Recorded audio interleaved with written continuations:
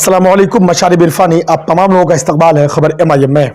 दोस्तों, हम अभी मौजूद हैं मजलिस इत्तेहादुल मुस्लिमीन के बिहार प्रदेश कार्यालय दारुल ईमान किशनगंज में। दारुल ईमान किशनगंज में स्थित है, सिंघिया में। और आपको बता दें कि मजलिस इत्तेहादुल मुस्लिमीन का प्रदेश कार्यालय यहीं पर है।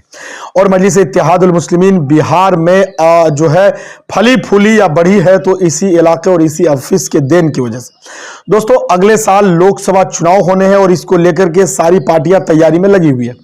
महागठबंधन में सीमांचल की बात करें तो गहमागहमी चल रही है, वही एनडीए की बात करें तो एनडीए अभी पत्ता नहीं खोल रही है। लेकिन महागठबंधन की बात हम करें तो महागठबंधन में उम्मीदवारों का जमावड़ा लगा हुआ है। खासतौर से किशनगंज लोकसभा सीट की बात करें तो सारी पार्टियों के उम्मीदवार अपने अपने जो है दावे पेश कर रहे और दम भरते हुए नजर आ रहे हैं। बात करें जेडीयू की बात तो जेडीयू की तरफ से जो उनके उपाध्यक्ष है, पूर्व विधायक है, वो लगातार अपनी मेहनत को जारी रखे और यह सोच करके कि कांग्रेस के जो सांसद है मौजूदा डॉक्टर जावेद आजाद, उनकी टिकट को काटने के फिराक में उसके टिकट काट करके खुद से वो महागठबंधन के उम्मीदवार बनने की फिराक में है। लेकिन सियासत और ऊंट किस करवट बैठती है कहना बहुत ही मुश्किल है।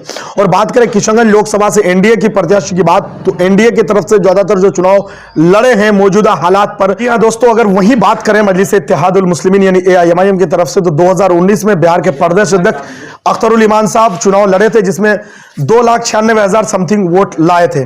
उस दृष्टिकोण से अगर आप देखेंगे तो मजलिस इत्तेहादुल मुस्लिमीन जो है इस बार किशनगंज लोकसभा में पूरी तरह से मजबूती के साथ नजर आ रही है। लेकिन महागठबंधन जो है इस खेल को बिगाड़ने की पूरी कोशिश करती हुई नजर आ रही है।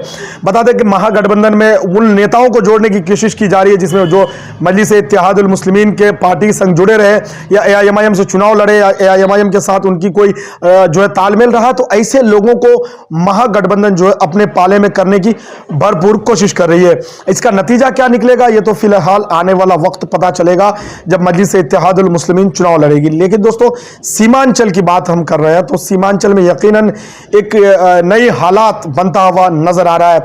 सीमांचल की दूसरी सीट पर देखें की बात करें तो AIMIM क्या पूर्णिया लोकसभा, अररिया लोकसभा या फिर कटिहार लोकसभा चुनाव लड़ेगी या नहीं, इस पर अभी कोई जो बातें नहीं कहा जा सकता है। लेकिन किशनगंज लोकसभा में खुद बिहार प्रदेश अध्यक्ष जनाब अख्तरुल ईमान साहब ने ताबड़तोड़ अपनी रैलियां शुरू कर दी। आपको बता दें कि वो लगातार लोगों से मुलाकात कर रहे हैं और लोगों के हालचाल जान रहे हैं। अपने विधानसभा के साथ साथ वो बैसी, अमोर, कोचाधामन, ठाकुरगंज, बहादुरगंज और किशनगंज, ये जो विधानसभा है 6 के 6 विधानसभा का दौरा लगातार वो जारी रखे हैं। लेकिन क्या फिर से लोगों को अपने पाले में लाने में कामयाब हो पाएगी AIMIM, ये तो देखने वाली बात होगी। क्योंकि 2020 विधानसभा चुनाव की बात हम करें, एक ऐसा माहौल बना था मजलिस इत्तेहादुल मुस्लिमीन के प्रति लोगों का और एक ऐसा माहौल क्रिएट हुआ था जिसमें AIMIM के 5 विधायक चुन करके आए थे और जो उपचुनाव में जीते हुए विधायक थे कमरुल हुदा, वो चुनाव हार गए थे। फिलहाल कमरुल हुदा जो है उसने भी RJD पार्टी ज्वाइन कर ली है या यूं कहें कि महागठबंधन के पाले में चले गए हैं, जिससे मजलिस इत्तेहादुल मुस्लिमीन उभर पाना या उभर करके सामने आना ये बड़ा प्रश्न होगा और बहुत बड़ा सवाल होगा AIMIM के लिए। इस तरह के अगर मजलिस इत्तेहादुल मुस्लिमीन और लोगों को खड़े करने में सफल हो पाते तो यकीनन अच्छी तरीके से वो चुनाव लड़ सकती और जीत सकती, क्योंकि लोग जो है अभी भी AIMIM की तरफ हैं।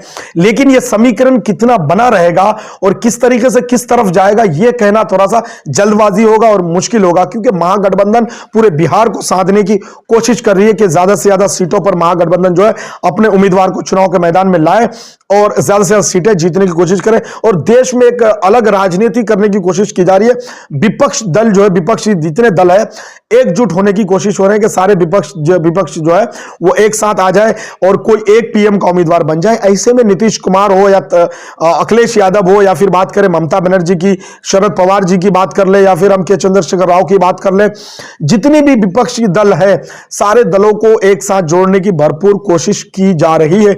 लेकिन क्या मजलिस इत्तेहादुल मुस्लिमीन को नहीं जोड़ा जा रहा है, इसके पीछे मंशा क्या है, ये चीजें अब तक क्लियर नहीं हो पा रही है। लेकिन दोस्तों, आपको बता दें कि असदुद्दीन ओवैसी साहब कुछ सीमित सीटों पर ही लोकसभा चुनाव लड़ते हैं।